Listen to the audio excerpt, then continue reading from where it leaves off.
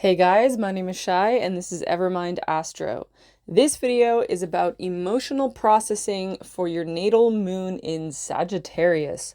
Might also resonate if you have your moon in the ninth house. And even if you have Jupiter conjunct your moon, something going on with Jupiter, right? It's that type of vibe. So moon in Sagittarius. I gotta say, this is one of my favorite placements. I love me some moon in Sagittarius, okay? These people are just unique and full of flavor in a way that I just really like. So, but how does moon in Sagittarius, how does that go about your emotional processing? So, for me, I would say this is all about gaining that higher perspective, right? Gaining that higher perspective. And what that means is going to be a little different for every Sagittarius moon, but perspective, and specifically the higher perspective, that is what is very enlightening and soothing and even productive for a Sagittarius moon.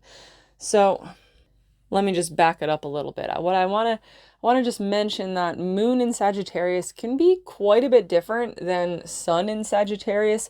Sun in Sagittarius is way more of the fire energy is really much more apparent because it's sun in a fire sign, right?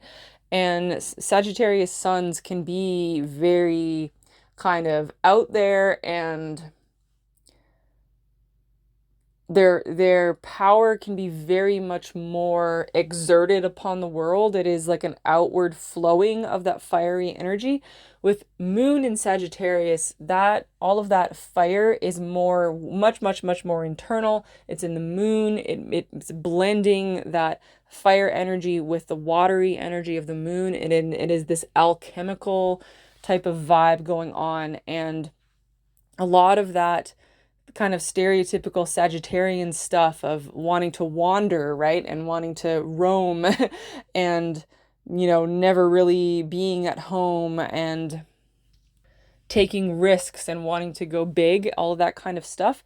That energy is definitely still here for moon in Sagittarius, but it's different because it's internal. So yes, Sagittarius moons might still love to travel, might still love to explore and move around, but a lot of the time that plays out internally. A lot of the time it plays out internally because, that's where you get the Sagittarius emphasis on philosophy and higher education and spirituality, where all the exploration is internal. And the wandering around and the restlessness of Sagittarius can be kind of like a restless mind, a restless inner space, wanting to explore the inner realms, right? It can be a very, very, very, very spiritual placement.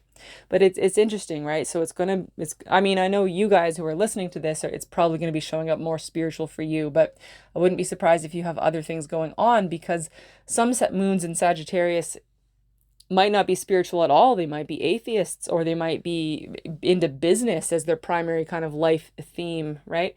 They might be academics, because there's all of these different ways of seeking that higher perspective, right? There's all these different ways of seeking that higher perspective. And never forget that Sagittarius, it's the mutable energy, and it is the first collective energy of the four collective signs: Sagittarius, Capricorn, Aquarius, and Pisces. Sagittarius is the first one. So it's the energy that really blends everything together. So there's a huge amount of variety and diversity, always, always, always, when we're talking about Sagittarius. So we're looking at, taking all of these restless, wanderlust, fiery, alchemical themes, and we're putting them all inside of your inner psyche, right? Inside of your own internal space, your own inner sanctum. So there's a lot going on inside the inner space of a Sagittarius moon, a lot going on in there, and a lot of Sagittarius moons, I mean, it depends on the rest of their chart, but a lot of them won't really show the world what's going on in there. And there can definitely be this feeling of,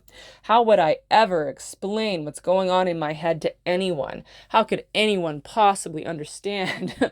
And a lot of Sagittarius moons can end up being quite silent, or quite unexpressive or uncommunicative, because it can be such a challenge to communicate what's going on in there, right? It can be a big, big, big challenge, because moon in Sagittarius, you got big thoughts, you got big dreams, you have complex, swirling, abstract, multifaceted thoughts and feelings and emotions, and your whole inner space is very, very complex and high level and abstract. So the communication of it can be one of your life's greatest quests, right? One of your life's greatest quests. It will be helpful if you happen to have like some Gemini or some Virgo going on in there. That will help you communicate this, but you know, it's going to be your quest. And that's why you, a lot of the time you see the occasional Sagittarius moon who, you know, perhaps they find a way of communicating. They find a way of getting their broader perspective out into the world, perhaps through academics, right? By writing papers, by writing articles and publishing, right? By getting it out that way, or by becoming a spiritual teacher, getting it out that way, or perhaps by becoming a travel vlogger and, you know, showing their exploration to the world, getting it out that way. So a little note there on communication. And I think that is relevant to your emotional processing because, you know, for all humans, one of the most vital ways that we process our emotions is feeling like we have communicated them, right? Communication is an important part of emotional processing. So if you struggle with that, right, maybe that's why this is coming up. If you struggle with communication as a Sagittarius moon, it will have a lot of value for you if you continue to practice and continue to try different ways of communicating. And, you know, that could be through dance or through art or through making collages or through fashion or through martial arts. I have no idea what kind of things you guys are into, right? You could be into almost anything.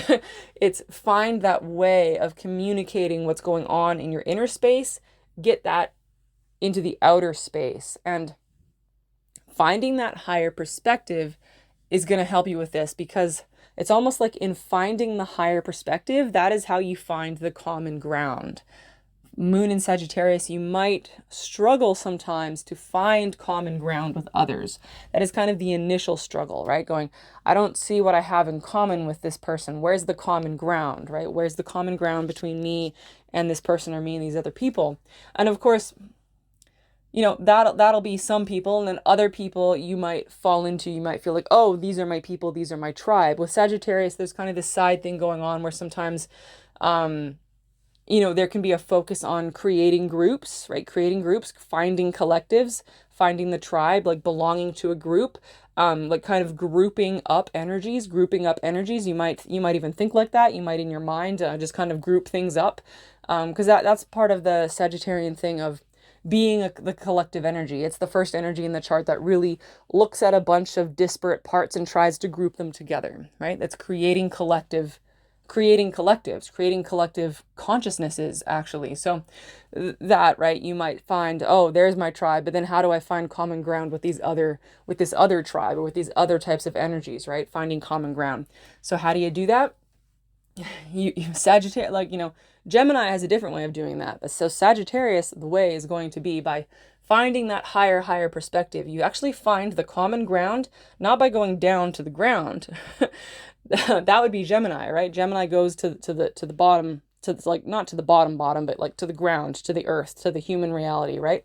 To the level of the human mind. Sagittarius is going to be going way up above that to some higher level, to some higher perspective. So it can be some philosophical school of thought, which gives you a perspective on life. It could be learning about psychology, which gives you some perspective on life. For a lot of you guys, it's going to be your own personal spiritual exploration that gives you perspective on life, thinking about consciousness, thinking about how the universe works.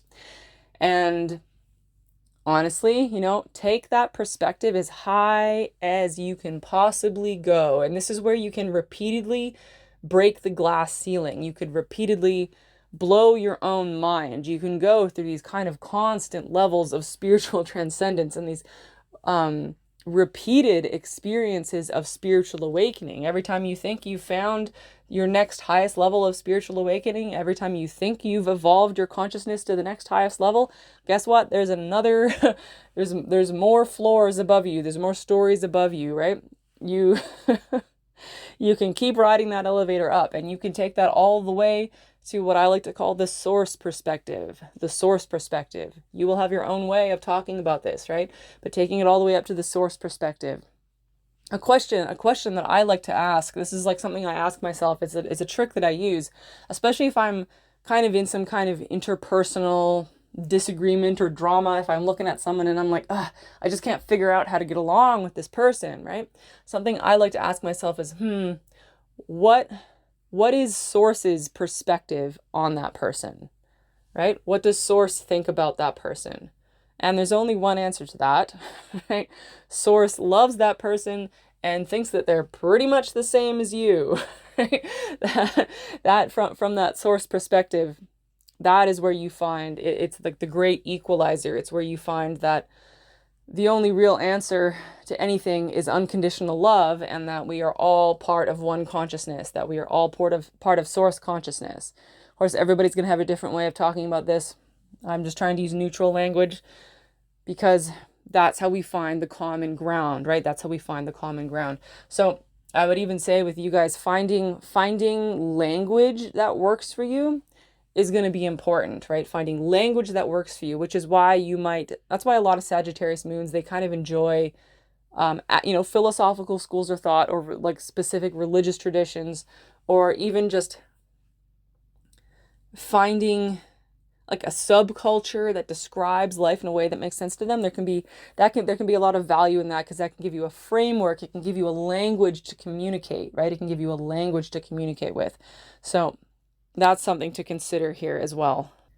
So how is this higher perspective? How is this Source perspective? How does that help you process your emotions? I will admit that you might be thinking, that sounds like spiritual bypassing, right? That sounds like spiritual bypassing. If you've been on social media, everyone's always worrying about spiritual bypassing, right? And yes, sometimes spiritual bypassing can be problematic. Sometimes that can cause problems for people.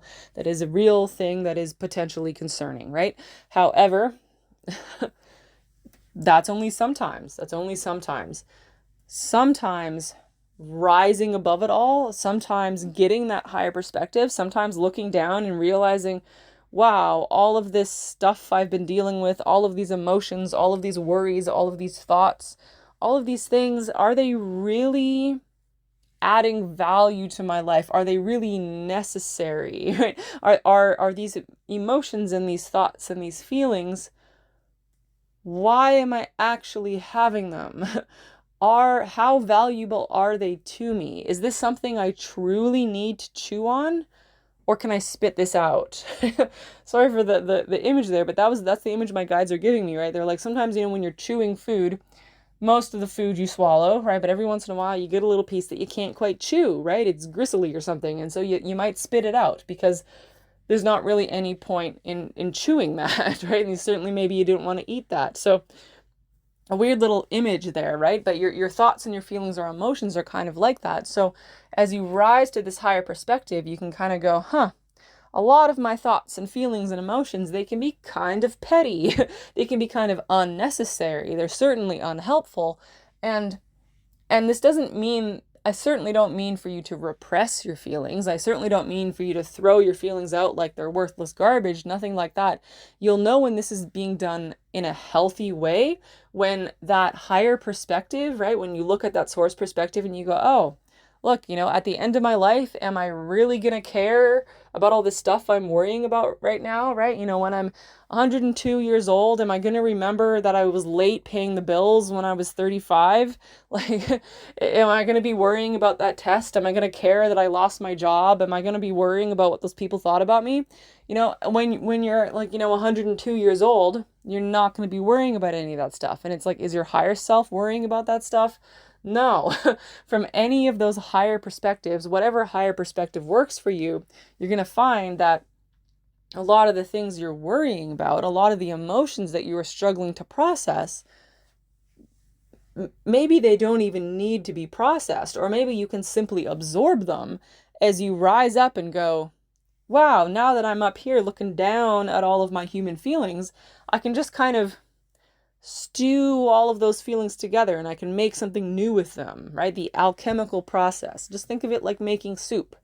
you're kind of a big old cauldron and you're putting all the stuff in your cauldron and you're brewing it all down and stewing it all up, and everything kind of melts together in a great big melting pot. You are your own melting pot. You are your own melting pot. That's why it's important to just be kind of accepting of these thoughts and feelings and allowing them to just kind of melt down and disintegrate inside of you. This is why I don't want to call it spiritual bypassing, because you're not rejecting them, you're not overlooking them, you're in fact incorporating them into you. It's a process of integration. It's a process of integration, and it's one that's much more easily done with the kind of guidance of that higher perspective, or with the vantage point, right? With the vantage point of that higher perspective. So for Moon in Sagittarius, when you're going through your emotions, right? When you're in it, when you're really feeling it, do a perspective check, right? Do a perspective check. Are you going to care about this stuff when you're 102? How does your higher self feel about any of this?